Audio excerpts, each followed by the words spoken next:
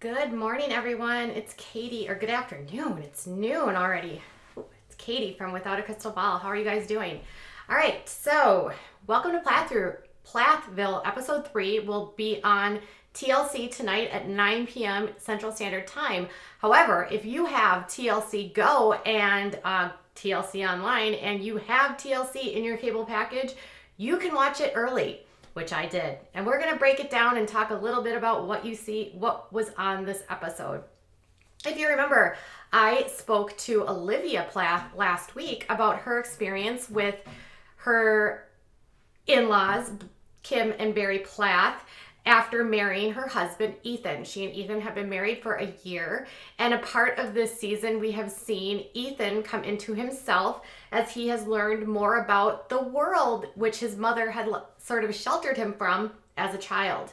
Now, the kids in the show of the Plaths, there are 9 of them, are kept isolated on a farm of 55 acres, and it seems as though the kids have very limited exposure to anyone outside of the family or any friends.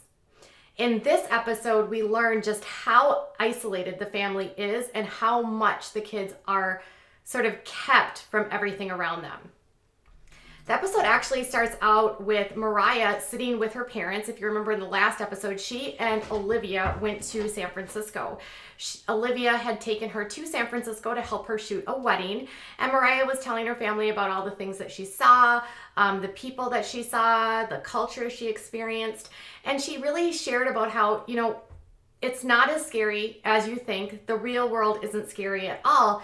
And she actually says that she talks about how she saw gay people and it wasn't really scary. And she says it really makes her wonder why her parents are keeping her from the world if things that they tell her are bad, once she sees them, aren't wrong at all. Very intuitive there, Moriah. Now, Kim thinks all of this is a balancing act. She said Moriah needs her freedom, but she doesn't want Moriah to influence her younger siblings. Apparently, Kim doesn't want the younger siblings to even understand that there's a world outside of the 55-acre village. It's like The Shining in this farm, I swear to God. I expect people on trikes to start coming out with knives. I mean, I get the creeps watching the farm. My opinion. So Micah talks about getting a job and how his parents growing up would never buy them things. So if they wanted to buy things, they had to work for it. He said that he had to buy his own car. He has to pay for his own insurance. He works at a farmer's market. He says that once he turned 18, he went bowling. He went out to restaurants, tried different foods, and really started experiencing the world around him. And he said he loves it and he would not go back. He currently still stays on the farm while he's working to save money. And Kim and Barry talk about how Moriah and Micah have kind of gone the other direction. They've become worldly. Now, if you remember, Olivia Plath told me in an interview that Kim and Barry have sort of given up on Moriah and Micah because they have already made their choice. And so Kim and Barry's plan is to just keep everyone away from those of the world and keep the kids sequestered in their quiverful, archaic belief system. Now, I should note that that is Olivia's point of view, and I did reach out to Kim for a comment or for an interview, and shockingly, she did not respond. Unshockingly, maybe. Now, Kim and Barry are going to go on a 22nd wedding anniversary trip. They're going to go to an island that they go to quite frequently. There's a beach. And their basic one rule is that Olivia and Ethan cannot come over because they don't want Olivia and Ethan to influence the children because they don't agree with the way that Olivia and Ethan live.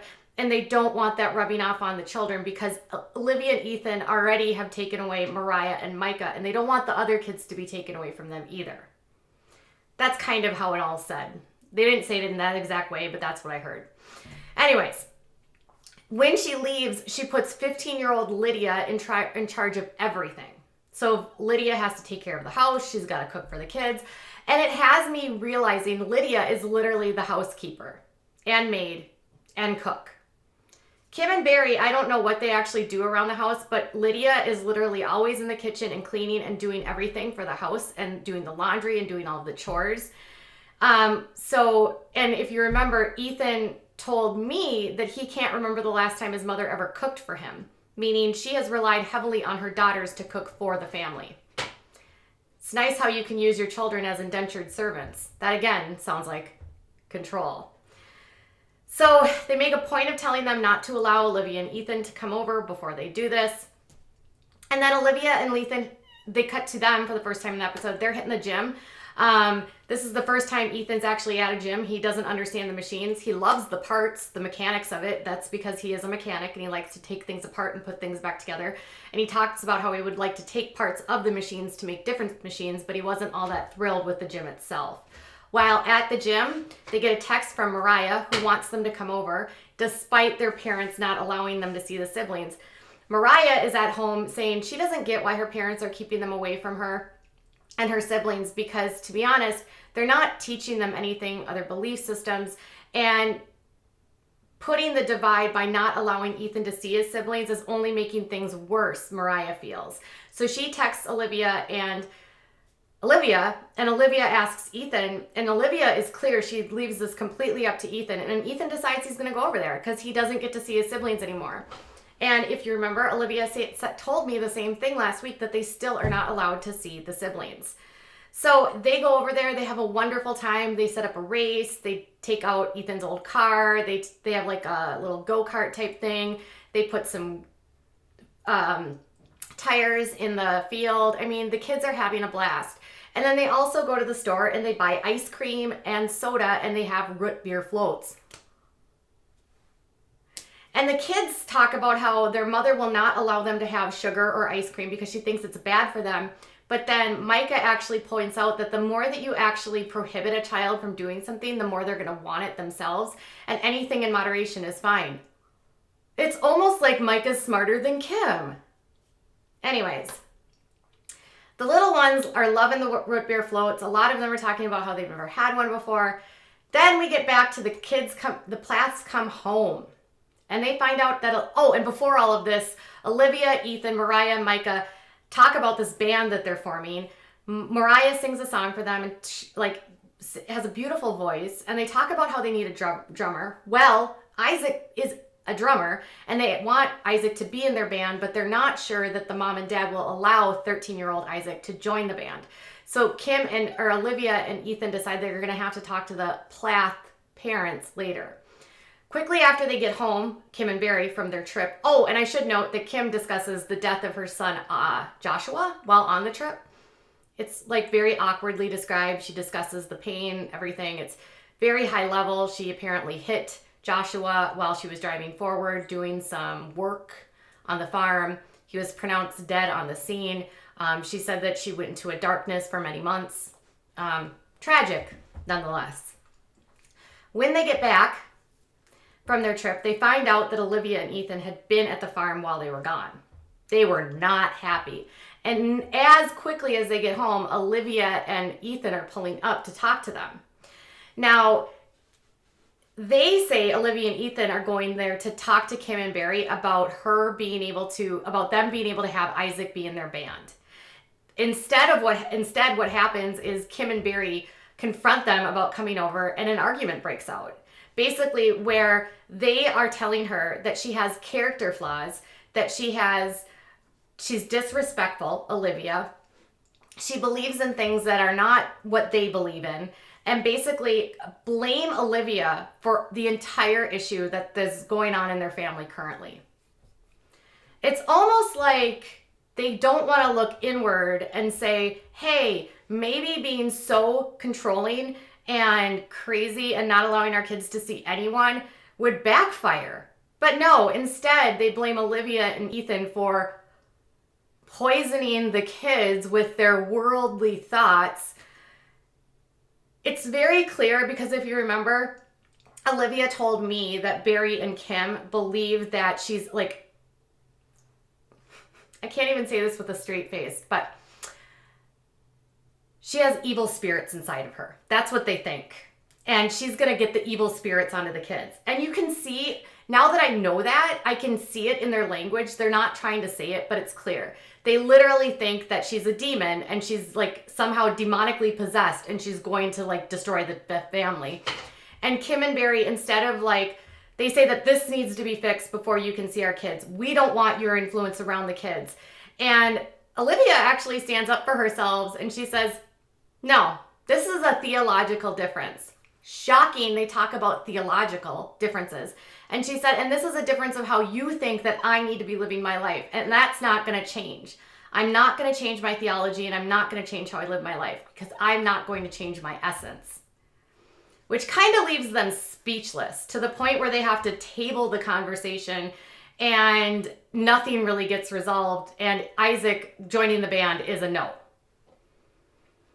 It's really sad to watch this play out because you can tell that Moriah and Micah simply just want someone to like stand up for them and tell them to their parents, like, listen, you can't do this to us.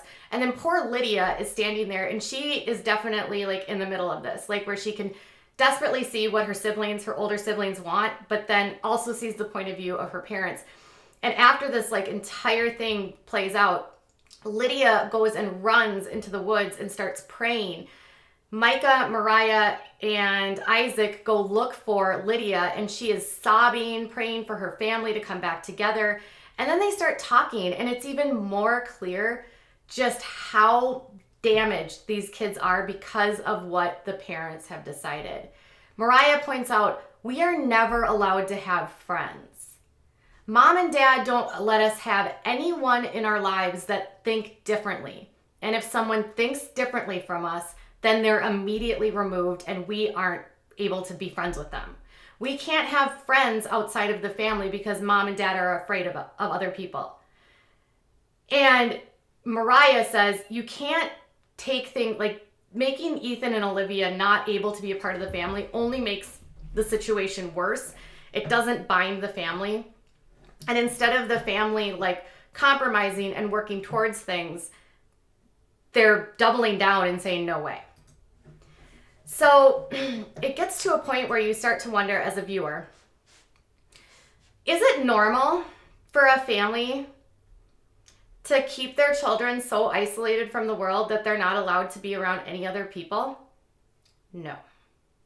Is it normal to have your children isolated on a 55-acre farm and not allowed to have friends, go to school, go to church, have any sort of clubs or interactions with the outside world?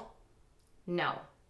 Is it normal for a child to not be around any mandated reporters who could look into this family to see if what the family is doing is okay? Because anytime someone's isolated that severely, red flags go up in my head immediately of abuse. Things that are hidden that the family doesn't want them to see, whether it's verbal, mental, physical. And we know, based on what Olivia has said, that Kim is a humongous advocate for blanket training and is a huge fan of Debbie and Michael Pearl, who basically teach people to abuse their children. Ethan has said that his mother is selfish, controlling, and only thinks about herself. All of my red flags are going off of an abusive home that is now on TLC, masquerading as religious, but knowing now that the isolation of these children alone is abusive. And I feel terrible. And maybe this show is the first time anyone in the world is actually seeing what these kids are doing and how they're doing. It sounds as though they're even isolated from their families.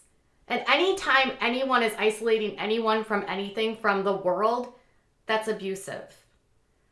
There's just nothing good that can come from this. And you can start to see that maybe Lydia is thinking about doing other things. We know from what Olivia told me last week that Hosanna, their 20-year-old daughter, is still entrenched in this world.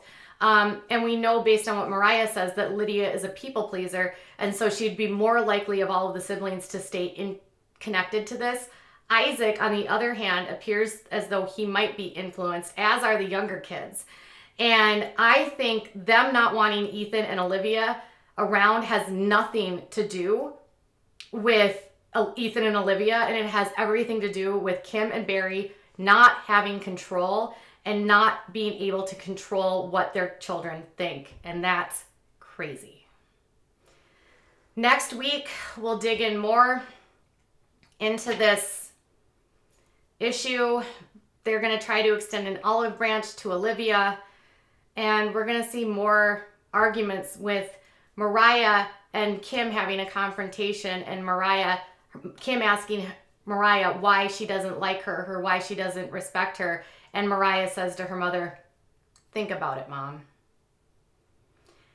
Think about it, Kim." I would still love to hear Kim's point of view, but everything so far is not looking good here. And I don't think that TLC really had any indication that this is what they were walking into. And I get the sense that this is going to be another scandal, whether it's going to be as big as the Willis clan or the Duggars. There's going to be something that comes out that's ugly here, and it's just in the background waiting to explode.